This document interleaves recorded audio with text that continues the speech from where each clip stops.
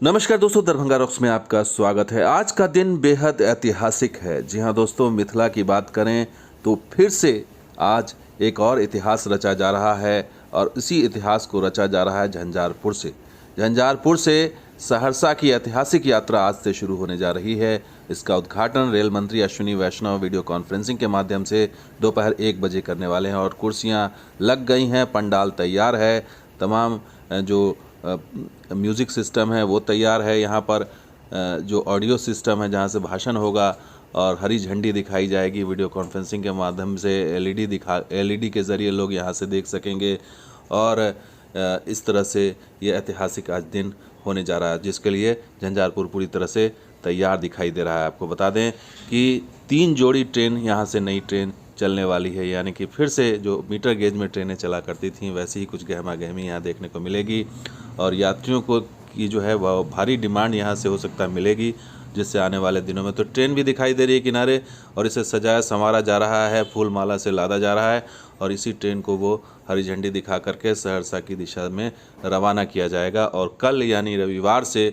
जो नियमित परिचालन है 3 ट्रेनों का, सुबह दोपहर शाम, उन ट्रेनों का परिचालन हो जाएगा। और ख़ास बात यह है कि दरभंगा को एक लहरियासराय टर्मिनल मिला है, जिसको इस दिशा से जो भी ट्रेन आएगी इस रेलखंड की वो लहरियासराय तक जाएगी पैसेंजर ट्रेन।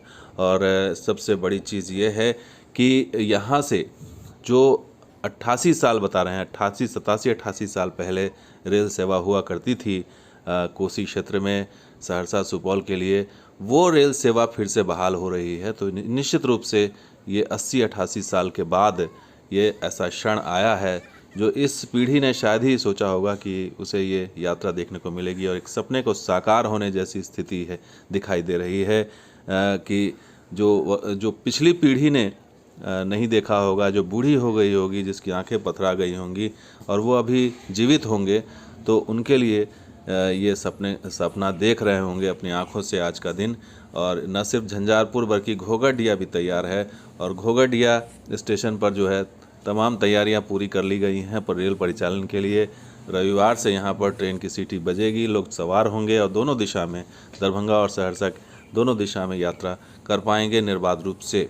और बड़ी चीज़ है कि लहरियासराय से सहरसा के बीच में कोई खंड सेवा नहीं दी गई है, बल्कि एक साथ ही सेवा दी गई है। देखिए किस तरह से यात्री अब आना शुरू हो गए हैं और देख रहे हैं यहाँ के लोग कि यहाँ पर जो है आरक्षण काउंटर है, तमाम तरह के काउंटर्स लगा दिए गए हैं, रेट चार्ट लगा दिया गया है, तमाम तरह की यहाँ पर सुविधाएं दी गई हैं जिसे लोग देख रहे हैं आकर के। और वो कल से यानी कि 8 तारीख से जब ट्रेन यहाँ से शुरू होगी तो यहाँ पर शायद लंबी लंबी कतारें भी आपको देखने को मिले टिकट के लिए।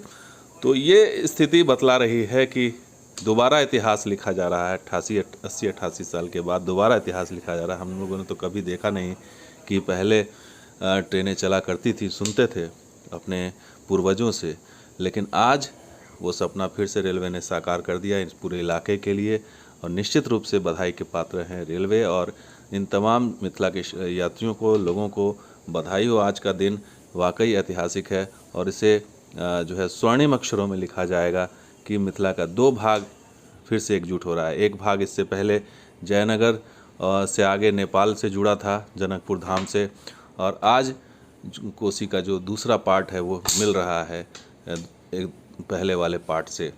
तो निश्चित रूप से ये अच्छी खबर है, सेलिब्रेट करने वाली खबर है। और आज के दिन सबकी नज़र रहेगी 1 बजे, दोपहर 1 बजे का वक्त है जब उद्घाटन किया जाएगा। रेल मंत्री इसका उद्घाटन करेंगे और सबकी निगाहें 1 बजे लगी रहेंगी और हम पल पल की खबर आप तक, पल पल की तस्वीर पहुंचाने की कोशिश करेंगे ऐतिहासिक क्षण तक, कि हर खबर, हर तस्वीर आप तक लेकर के आएंगे। और ये वीडियो या तस्वीर हमें बिरजू ठाकुर ने भेजा है।